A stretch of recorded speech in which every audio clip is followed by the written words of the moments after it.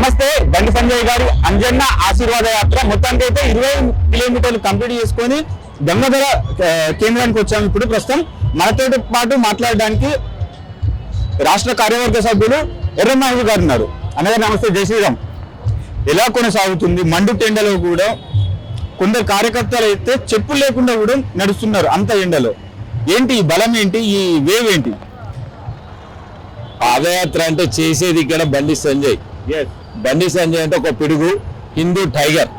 వాళ్ళ కరీంనగర్లో ఉన్నటువంటి అమ్మవారితో మొక్కుకొని అక్కడి నుంచి పడితే ప్రతి ఎన్నికలలో కూడా గెలిపే లక్ష్యంగా మరి తెలంగాణ ప్రజల ఇలవెల్పు ఆంజనేయ స్వామి వారిని మొక్కుకోవడం జరిగింది.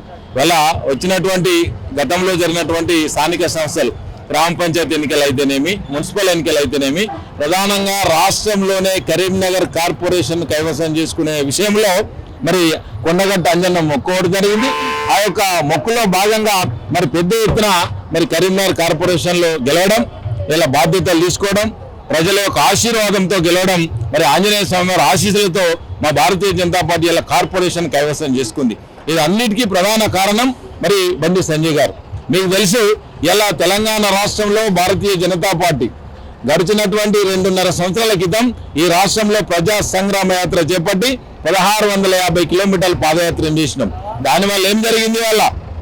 ఇలా 1000 మంది బిడ్డల ఆత్మ బలిదానంతో నాడు తెలంగాణ రాష్ట్రాన్ని తీసుకొచ్చుకుంటే మరి కేసీఆర్ పరివారం, ముఖ్యంగా అయ్యా కొడుకు మామాలుడు ఈ రాష్ట్రం మీద పడి అలీబాబా 40 దొంగల్లోగా రాష్ట్ర ఖజానాను దోసుక తిని 4.5 లక్షల కోట్ల అప్పుల పాలు చేసినటువంటి కేసీఆర్ ను, ఆ కుటుంబ పాలనను, ఆ అవినీతి పాలనను, ఆ పెత్తందారు ధరల పాలనను గద్దెదించడంలో ప్రధాన పాత్ర పోషించింది బండి సంజయ్ గారు.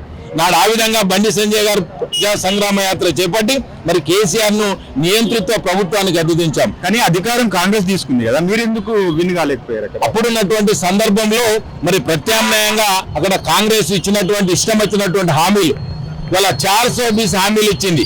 భారతీయ జనతా పార్టీ చెప్పిందే చేస్తుంది. కానీ కాంగ్రెస్ పార్టీ ఈ దేశాన్ని 60 ఏళ్లు పాలించి అధోగతి పాలు చేసినటువంటి కాంగ్రెస్ పార్టీ అధికారమే లక్ష్యంగా మరి 420 హామీలు ఇచ్చి మరి తప్పుడు హామీలతో ఇలా ఈ రాష్ట్రంలో అధికారంకి వచ్చింది.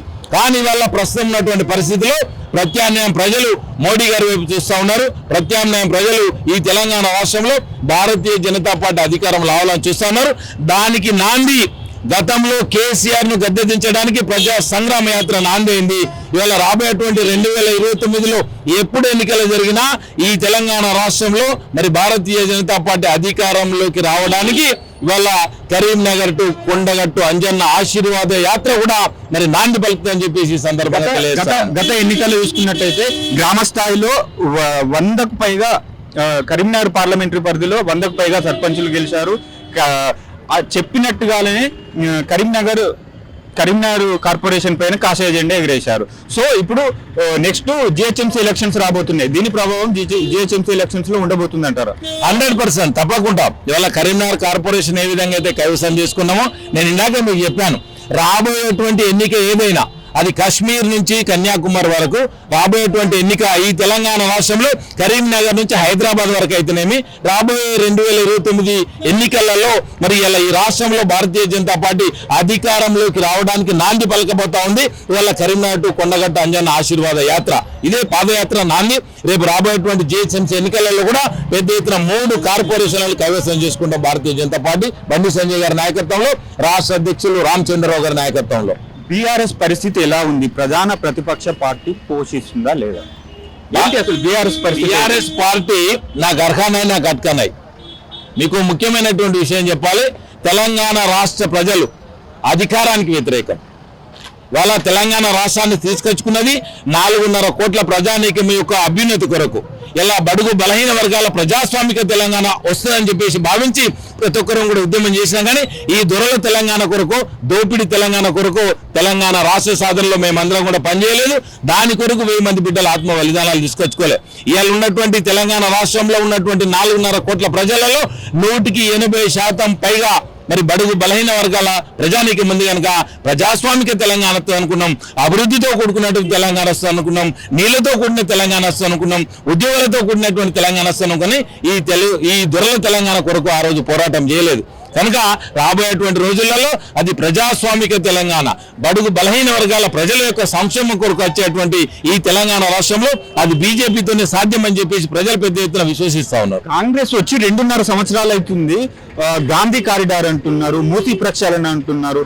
ఒక సామాన్య మధ్యతరగతి కుటుంబం ఎన్నో కష్టాలు చేసి వాళ్ళు జమ చేసుకున్న డబ్బులతో కట్టుకున్న ఇల్లు నిర్దాక్షిణ్యంగా కూలగొడుతున్నారు. ఏంటి పరిస్థితి? తెలంగాణలో ఏం జరుగుతుంది? ప్రజాధనం దోపిడీ చేయడమే లక్ష్యంగా నాడు కేసీఆర్ మరి ఇలా కాళేశ్వరం ప్రాజెక్టు మొదలుపెట్టిండు. 40,000 కోట్ల DPR తో మొదలుపెట్టినటువంటి ప్రాజెక్టు వల్ల 1,20,000 కోట్ల అంచనాలు పెంచి ప్రజాధనాన్ని పెద్ద ఎత్తున దోచుకోవడమే లక్ష్యంగా ప్రజలకు ఉన్నటువంటి సెంటిమెంట్ తెలంగాణలో నీళ్ళ సెంటిమెంట్. మరి ఇలా మిషన్ కాకతీయ పేరు మీద, ఇవాళ మిషన్ భగీరథ పేరు మీద, కాళేశ్వరం ప్రాజెక్టు పేరు మీదనే తెలంగాణ ప్రజాధనం మరి 2.5 లక్షల కోట్ల రూపాయలు నాడు కేసీఆర్ దోచుకెత్తినాడు. మరి కేసీఆర్ కంటే మేమేం తక్కువ పోయి, మేము ఇవాళ ఈ దేశాన్ని 60 ఏళ్ళు పాలించినాం, 60 ఏళ్ళు వెనుక తీసుకెళ్ళినాం. మేము కాంగ్రెస్ వాళ్ళని దోచుకుంటాం. అదే మూసీ ప్రక్షాళన. ఇవాళ మూసీ ప్రక్షాళన చేపట్టేది కేసీఆర్ 4 లక్షల కోట్లు దోచుకు తిన్నాడు. మేమేం తక్కువ కాదు, మేము కూడా దోచుకు తింటాం. ఢిల్లీకి పన్ను చెల్లిస్తామని చెప్పినటువంటి ఒక దుర్బుద్ధితో రియల్ ఎస్టేట్ స్టంట్ గా భావిస్తారు. రియల్ ఎస్టేట్ అంటే కాకుండా దోపిడీ స్టంట్. అలా కేసీఆర్ ఏ విధంగా అయితే తెలంగాణ ప్రజల సొమ్మును ఒకే పని మీద పెద్ద ఎత్తున పెట్టి వాళ్ళ గ్రామీణ అభివృద్ధి చేస్తే కేసీఆర్కి ఏం రాదు, వాళ్ళ గ్రామీణ అభివృద్ధి చేస్తే ఇలా రేవంత్ రెడ్డికి కాంగ్రెస్ ఓడికి ఏం రాదు.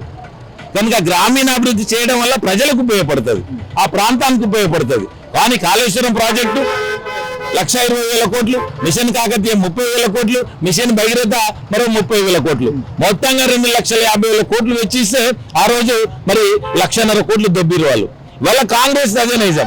ఇలా మూసీ ప్రక్షాళన పేరు మీద కూట్ల రాయి తీయనట్టు ఎట్లా రాయి తీస్తాయట.